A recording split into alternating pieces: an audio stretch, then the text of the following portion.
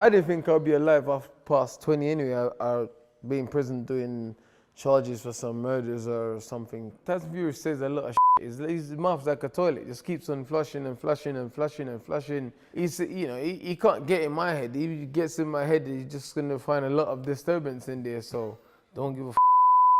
Was there a point when you thought it's not going to happen? This fight is not going to happen. Was there a point? Loads of time, because me and Tyson Fury have been linked to fight and free. This is like the third occasion.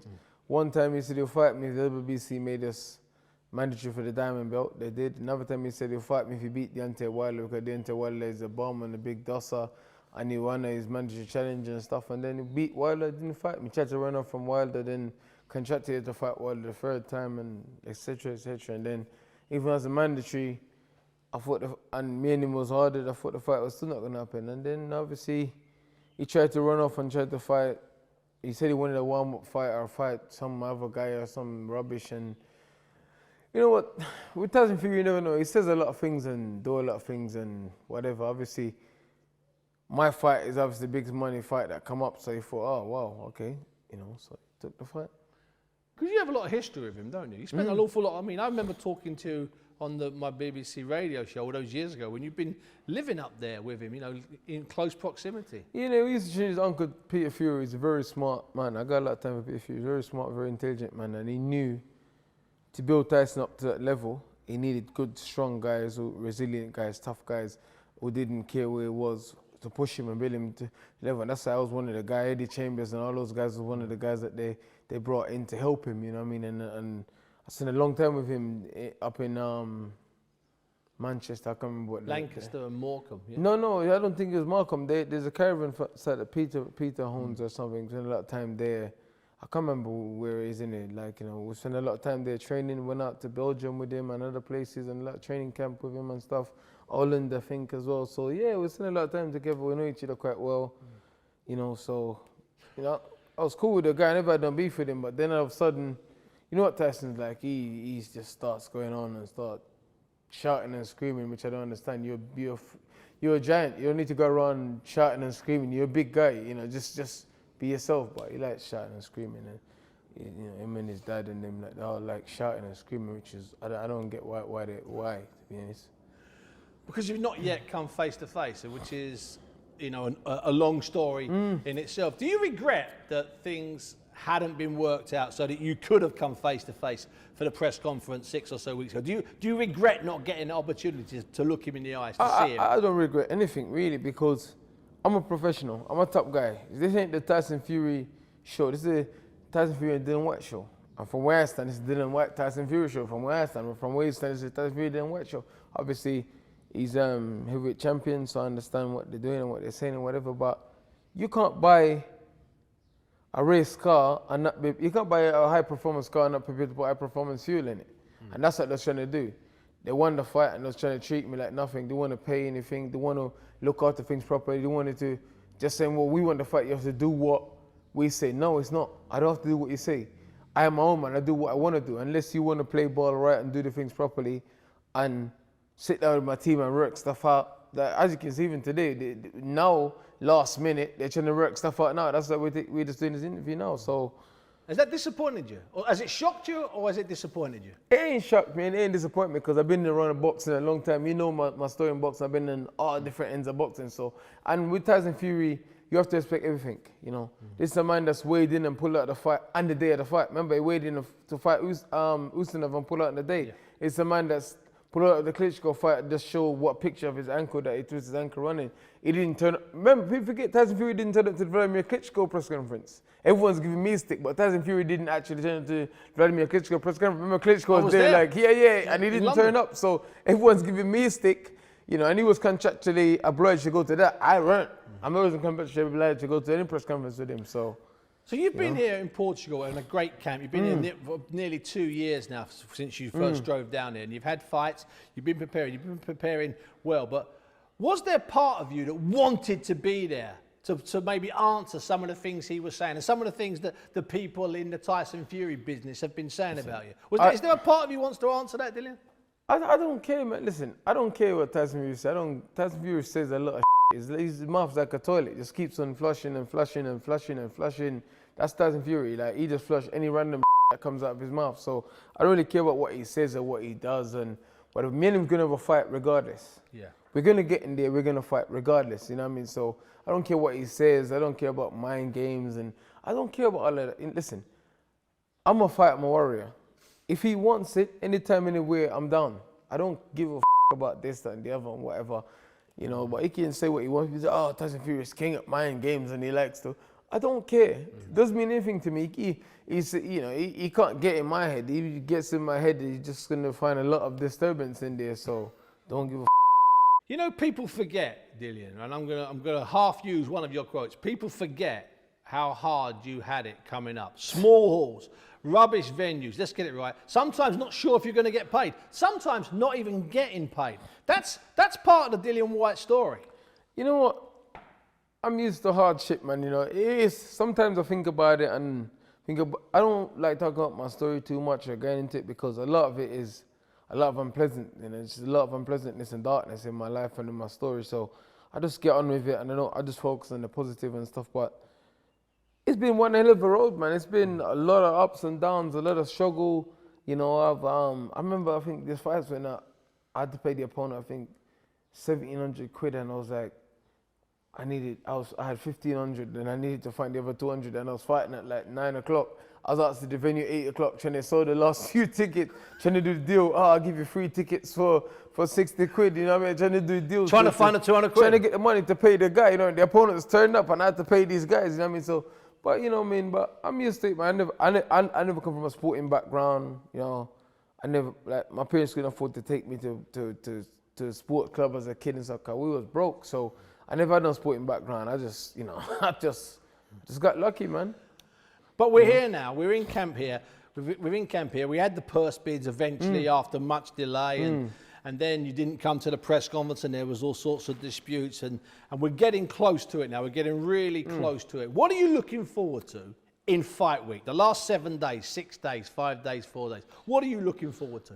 Getting on the skills, weighing in and chilling out and just, okay, the fight is done, everything is done, everything is contractual signed, and getting in there and having a fight and fighting for the heavyweight world championship, because kids like me shouldn't be where I am. Kids like me from where I come from shouldn't be alive and be doing well and be surviving, you know what I mean? You know, I'm far off from where I want to be. I'm not comfortable, and I'm not content where I am. I'm still struggling, I'm still driving, I'm still hungry, and I still got so much fire in my belly, but you know, I just want to get in there and put on a good fight and win the title and go in there and leave it all in the ring to prove to myself and to other people and my family that, you know, doesn't matter what happens, doesn't matter where you start, where you come from, what you do in life is where you finish. So you're in a place now that you couldn't have dreamed of 15 years ago, 16, 17 years ago. You couldn't have dreamed that you'd be here, right here, sitting here now. I didn't think I'd be alive past 20 anyway. I'd be in prison doing charges for some murders or something crazy. I mean, or dead. Yeah, that's what I'm saying. That's what I didn't think I'd be alive or you know, because that's the lifestyle not that I wanted to, that's the lifestyle that was forced onto me because of unfortunate circumstances, the way I was brought up, the things I was exposed to, and obviously the way my life was and other things. And not, you know, obviously, well, my mom left me as a kid to go to the UK to build a better life for us. My mom was working 3 jobs, she had other kids and stuff, and she was trying. She left me people, she was sending money for the people taking, but they was using the money, it wasn't taking care of me, and I was just abandoned basically. But it taught me a lot of things, learn to survive, learn to be tough, learn to be resilient. So yeah, I never thought that, you know, I never thought I'd be here sitting in front of cameras talking about fighting for the heavyweight championship and stuff like that. And you know, for me, I'm cool, I'm relaxed. I don't overplay my hand or act like I'm some super, because I don't think so. I'm just a normal guy. What I'm doing, you can do, he can do, all of us can do it. I'm not someone that, you know, I don't think, I'm a king, I'm the this, I'm that. I'm just a normal cat. I'm a normal cat. I'm just trying to make it and trying to do my thing. I don't go around and give it like, I'm this, I'm that. No, I'm just me, man. I'm always smiling. I try to be happy, you know, and you know, I'm always messing with the guys, when the guys up, and just relax, man. You know, I don't even think that I'm challenging for the heavyweight championship of the world. Oh, you're the champ. I just think just another day. I'm happy to see tomorrow. I'm happy to see the next day. I'm happy to go home and walk my dogs. I'm happy to go and do stuff. You know, I'm just happy to be alive and talk to my friends and have people. You know, sometimes I think I got 15, 20 people here just for me, just helping me and looking after me. For me, that's major. It's unbelievable. From what I've come from, you know what I mean? From eating trash cans and eating, finding, scavenging food, washing bottles to sell to make $2 a bottle to, you know what I mean? For me, you know, and doing crazy things, and for me, that's an achievement within itself, man. When you were with Tyson Fury all those years ago, there are loads of stories, sparring stories. And I'm not a fan of sparring stories, Dillian. I don't like them. But sparring. But there is one that's been doing the rounds about how he knocked you out and how you might have clipped him. Clear it up for me. Clear it out. Tyson Fury has never knocked me out and never dropped me. Ask him about the rest of the sparring. You know, ask him about the rest of the sparring. But I can hold my hands up. He's never held his hands up and said I never knocked him down or dropped him or anything like that. I can hold my hands up and said, and Fury never knocked me out, knocked me down, or dropped me ever. There's been times when he is inspiring me, he's outboxed me because I never had an experience. He was a really tough amateur. Yeah. He was really fighting Martin Rogan and stuff for the championship when I had no fights. I was just going up there to think. So I was learning, I was improving. So, but I'm a realist. I got outboxed sometimes, but I put hands on your man, you know, simple as that. You know, you know. There's suddenly a lot of talk about how much taller he is than you and how much heavier he might be than you. Is weight, or will weight be a factor on the night?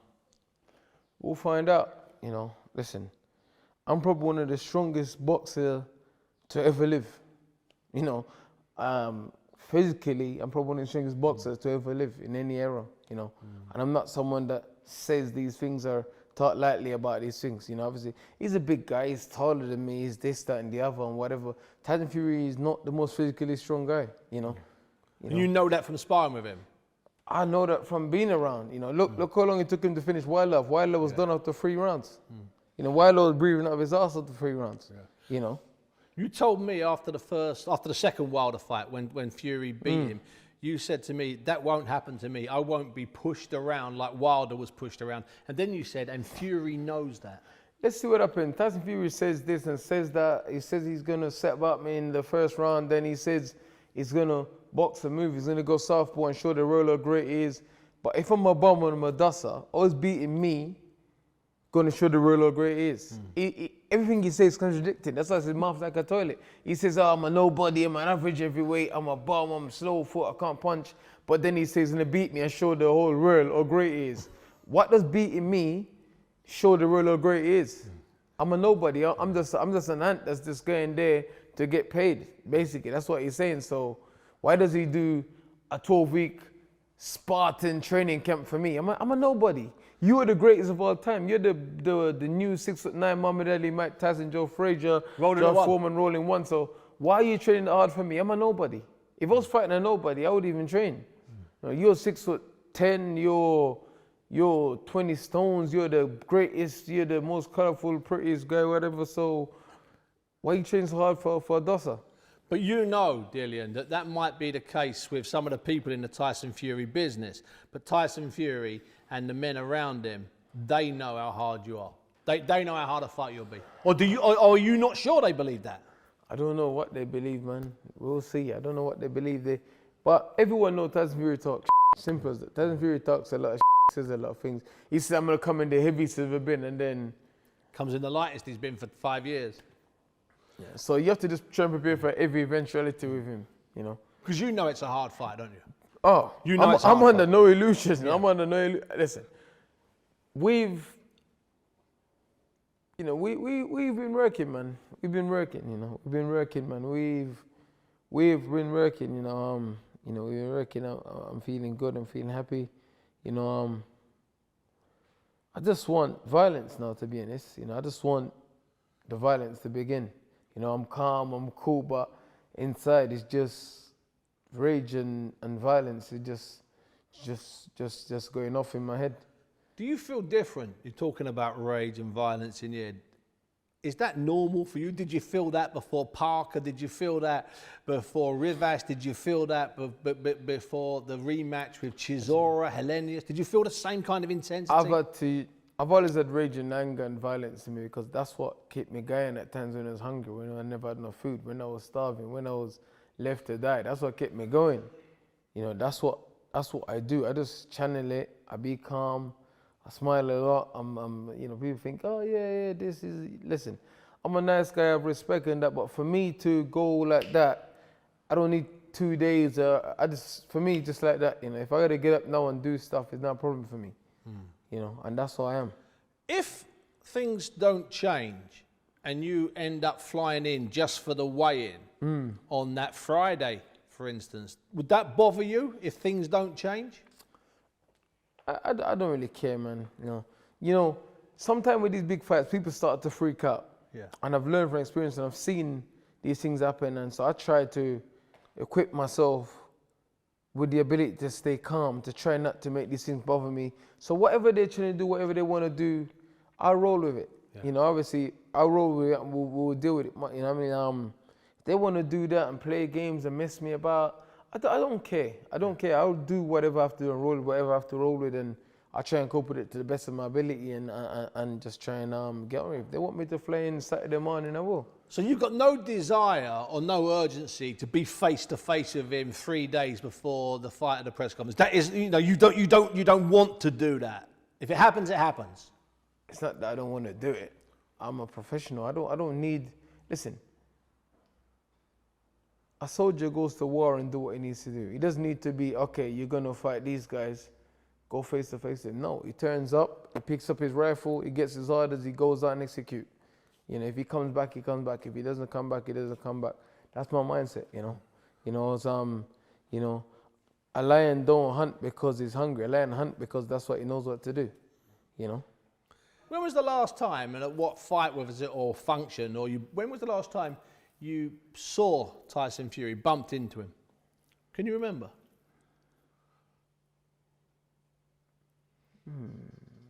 Interesting. Could have been when I fought my 10th fight. Could have been my 10th fight. And maybe after that, could have been my 10th fight. So a long time ago? Yeah, Blue Water, I think. Yeah, the shopping centre. Wow. Long time ago. One of the many ridiculous venues you fought at, Dillian Whyte, if you don't mind me saying so. A shopping centre in Kent. Yeah. I made my debut in Kent as well, actually. Yeah. Kent, Gillingham Leisure Centre. Yeah, yes. So let me ask you another personal financial question. Not one that's going to get you in trouble with a tax man. I'm broke. Yeah, apart from being broke, obviously, and terrible training camp and pina coladas on the beach. When you actually did get paid, what was the lowest purse you ever got back in, apart from no money? Can you remember the actual lowest purse? Like, for instance, when you fought at the cinema at the Elephant and Castle, did you walk out with 250 quid in your pocket? I don't know, because a lot of time I come to a lot of tickets because, you know, I needed to build up the support. And when you come from the hood, people from the hood ain't got money. You say to people, oh, the ticket's £60, everything, huh? That's my whole shopping for the week. So I'll be like, okay, cool, I know you a long time. Here's a couple of tickets, you know what I mean? So I don't know. You know, I've done a lot of things so the people in my community and try and bring people who never been to fights and never want to come to fights because they can't afford it or they're not that way inclined, they don't want to go out or they don't want to, you know, I've given tickets to them, I've comped tickets, and I've been comping a lot of tickets my whole career. I comp, even up until the big fights, I still go back and drop tickets to the boxing club, drop tickets to here, drop tickets in the barber shop. I mean, just try and bring the people out, try and inspire some of their kids and stuff. So I don't know, maybe a couple hundred quid, maybe. I remember those 2 back-to-back fights at the Camden Centre when you were changing in that same changing room as your opponents. Yeah. And Friday night to Friday night. That just seems like it belongs in the 1940s, not 5 or 6 years ago. Yeah, it's crazy. It's funny because I was thinking, I thought Thomas Mazurek, talking about low payday, I thought Thomas Mazurek, I never had enough money to pay him. A friend of mine gave me 500 quid. He gave me 500 quid. And I need 300 for Thomas Mazurek. I gave him 300. And then the fight was a hard fight. Yeah. Hurt him to the body. And then I gave him my extra 100 quid to buy a bottle of whiskey after. I said, oh, bro, listen, thank you very much for coming and fight me short notice, blah, blah. paid him. Then I say, you know, here's 100 quid. Get a bottle of whiskey. You know what I mean? Just to take the edge off. You know. So that's probably end up with 100 quid that night. Oh, that's beautiful. And I gave it to my son the next day. So yeah. So not only have we got this stuff in your early life before you were boxing, which is just ridiculous, it's amazing to hear, but we've got stuff in your career that wasn't that long ago.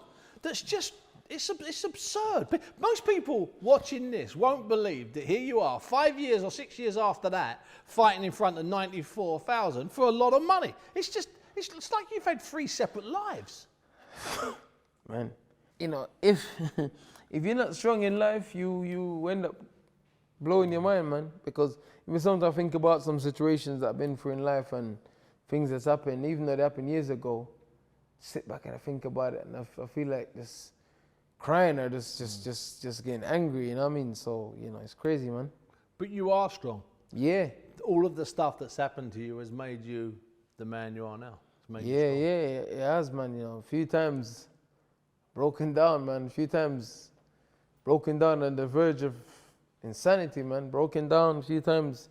I'm a strong person, but a few times I don't go around and cry about mental health and this, that, and the other. But don't mean because I don't talk about it. I go into things and, you know, and people see me happy and smiling. There's a few times in, not even in my life, there's in boxing where it's been like, you know, I've been on the verge of, you know, doing crazy stuff, you know, but I don't look for sympathy and cry about this and, oh yeah, I was thinking about taking my life and this and the other. That's not my style. I'm a warrior to the day I die, and that's how I'll always be. Regardless of whatever happened to me in my career, in my life, you know, as long as people remember me as a warrior that fought anyone willing to go anytime, any day, then I'm cool with that. Is there a point, Dillian, when you leave the changing room and before the first bell, when something comes over you, realise this is it, this is what I've been waiting for, whether you're walking out at the Camden Centre or whether you're walking out at Wembley, does something happen in that walk to the ring before and just leading up to the first bell? Probably about 30 seconds before I'm due to walk, you know, just switch on, then it's like, it's just, you know, it's wartime now, it's time to go. Regardless whatever happened, whatever you think, whatever you feel, whatever is going on, it's time to go, it's go time now, it's time to show up, you know. You're looking forward to the first bell?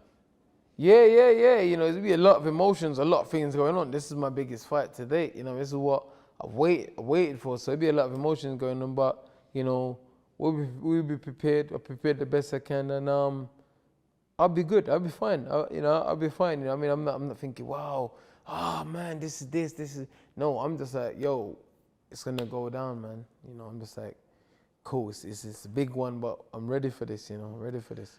Why have you taken hard opponent after hard opponent after hard? Even Marius Vac, when you were out of condition out in Saudi Arabia, he's still a big name, and I know he's tough. He's still a big tough guy, and you weren't right that night. You were carrying too much weight. Your head was all over the place. My head was somewhere else, but you know, I needed to do that. Unfortunately, I had 7 amateur fights. I came into boxing the hard way. I never had no backers, no this, no that, no support. I was fucked, basically. You know, I came in, boom, beat the guy that was billing for the Olympics, and then that's when my problem started. You know, that's when my problem started. Since then, I got written off. You know, and then, like in the amateurs, I'd win fights, and I'd get to the semi-finals or whatever. Then they'll suspend my card, and then give it back to me after the finals. Me and Joshua meet in the southern areas. Take my card away, give it back, and then problem to problem. It's just like someone been trying to crunch my balls. My balls been in a vice grip my whole career, man. And that's because everybody seemed to believe that you'd made millions of dollars kickboxing or doing other kind of mixed martial arts, like hundreds of thousands. People believed you were like a rich I done amateur. Kickboxing to stop me getting killed on the road or me killing someone on the street. You know, it's like, I was out there putting in work. You know what I'm saying? I wasn't just out there running around and talking rubbish. You know, some of these guys say, oh yeah, I grew up tough. And I grew up tough. I never had no choice. I had to be tough. I had to do things to survive. You know, I had kids early. You know, I had responsibilities and things. So I got acclimatized to a certain lifestyle. I was doing certain things. So I grew up tough. I never had no choice. And then, thank God I was able to make the decision that, you know, I need to stop this and do something else. And then that's what happened. Kickboxing took my time up. And then I was so tired and so from the training and getting beat up that when it came to go out on the street, I was like, I'm going to bed. You know what I mean? And then I spent more time in my house, less time on the street. And then that saved my life because at that time, I had multiple attempts on my life. I'd been shot and stabbed and everything was going on. And I had to live in my area, but I couldn't go direct. If I had to go around and ducking and diving and stuff like that, going to my house and people jumping at bins and trying to shoot me. Like crazy stuff that if people know, they'll think that it's a movie. It's crazy, I mean? It's like, it's like things that's happened to me. People say, I've had a tough life. I had to sell fruits in my country I was like, I wish I had fruits to sell. Or me had to steal fruits to survive. You know what I mean? It's like, I wish I had fruits to sell. I had to, you know what I mean? So, and just thank the people around me, man. These people, thank them for believing in me, because sometimes, you can lose belief in yourself a little bit too as well. Thank these people for believing in you. Even sometimes just on the gym circuit, I'm thinking, I can't. Then my coach is like, yes, you can. They're just little things, man. Man, it's crazy, man. Crazy.